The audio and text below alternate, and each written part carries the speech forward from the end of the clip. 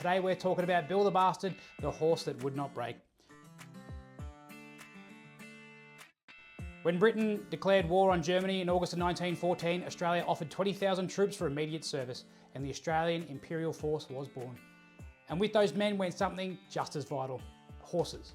The army didn't care much about pedigree, they just needed animals that were healthy, strong and able to survive hardship.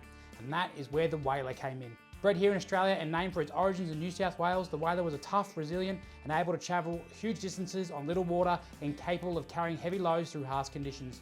They normally stood between 14 and 16 hands and weighed around 500 kilos and came from all sorts of bloodlines: thoroughbreds, draft horses, ponies and even just a touch of Brumby. When the first contingent of AIF sailed from Albany on the 1st of November 1914, 8,000 horses were on board those 38 transport ships. One of those horses would become a legend, and his name was Bill. Bill was a fierce chestnut Waler stallion, bigger than most, standing at 17.1 hands and weighing 750 kilos. Some said he was unbreakable. Bill's story begins at the corral at Liverpool Army Camp in Sydney, where he was used to test the grit and horsemanship of applicants wishing to join the light horse. Then his time came and he was shipped off to war. Horses were loaded onto transports in 3 decks back then: an open top deck, a well-lit middle deck and the dark airless lower deck. The journey would last 5 to 6 weeks. Now Bill was causing trouble before the convoy even sailed. He refused to go on the top deck or the lower deck, and the ship's adjutant was close to leaving him behind when Bill finally led again into the middle deck, where he was pleased with the light and ventilation. He walked into the stall without another fuss. Now on that voyage, Bill had a minder. You might have heard of him before: Lieutenant Andrew Barton Patterson, commonly referred to as Banjo Patterson. Yeah, poet, writer, journalist, horseman to the core, that Banjo Patterson. Patterson formed a bond over that long journey. An unusual connection formed between the two, a quiet mutual respect. What neither of them knew was that another man on that same ship would soon change Bill's destiny. That man was Lieutenant Michael Shanahan. When the convoy reached Egypt, they began training under the command of Harry Chevelle. Bill was among thousands of horses being readied for war, and trooper after trooper, he was bucked off and bruised. No one could ride Bill. Then, mid-April 1915, the order came. The AIF was going to Gallipoli. The light horse would go in as infantry, and a small number of pack horses and mules would carry supplies and wounded. Bill's strength and the fact that no one could ride him meant he was assigned to these pack horse duties. At Gallipoli, Bill worked relentlessly, hauling loads up the steep tracks of the trenches, carrying wounded and fallen back down under fire, showing as much courage as the soldiers in the trenches.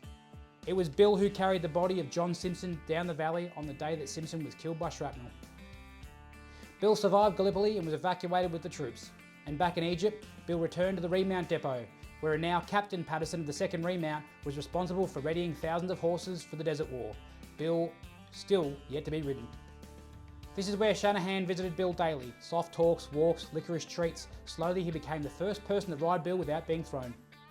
In August of 1916, Shanahan convinced Patterson to let him take Bill into the upcoming operations on the Sinai Peninsula. On the night of the 3rd of August, Shanahan and Bill rode into one of the most important engagements of the Desert War, the Battle for Romani. During the battle, Bill and Shanahan moved for hours, commanding troops and relaying messages. They even rescued 4 Tasmanian troopers who were facing certain death, not one by one, but in one pass, a testament to Bill's size, strength and attitude to getting the job done. Later that night, Shanahan was shot in the leg. He fought on until eventually he collapsed unconscious. And Bill sensed it. He gently carried Shanahan 3 kilometres to the veterinary station, then on to a medic, then off to hospital. This is the same horse that was bucking people off only years before. Shanahan's leg was later amputated and his war was over, but Bill's was not. Bill continued serving as a pack horse, including at the Battle of Beersheba, where he carried machine guns into the charge that broke the Turkish lines. When the Desert War ended, the order came that most horses were to be sold off in local markets or destroyed, treated brutally like any of the other horses and donkeys they'd seen in their time. Many troopers couldn't bear the thought. They'd survived a war with these horses they brought from home. They were their mates. Some quietly led their mounts into the desert and shot them rather than let them suffer the abuse. Bill, however, was spared. He was smuggled back to Gallipoli, where he'd served before on an artefact gathering trip, and left there with a grey companion Penny, among villagers who recognised him from the battle before. The village elder was told very clearly that Bill was to be never ridden again, only used for pack horse or for breeding. Shanahan, for his actions at Romani, was awarded the Distinguished Service Cross and lived to the age of 92, passing away in 1964, forever bound to the legend of the horse who saved lives when it mattered most.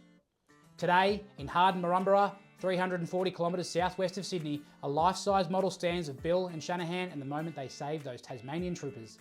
And this is why on 24th of February, on War Animal Day, we remember all animals who served with the symbol of the purple poppy. Bill the Bastard never wore a uniform, never received a medal, and never spoke a word. But but he carried Australians through hell and lived up to the great legacy of Australian heroes. And that's why his story still matters. And that's the story of Bill the Bastard.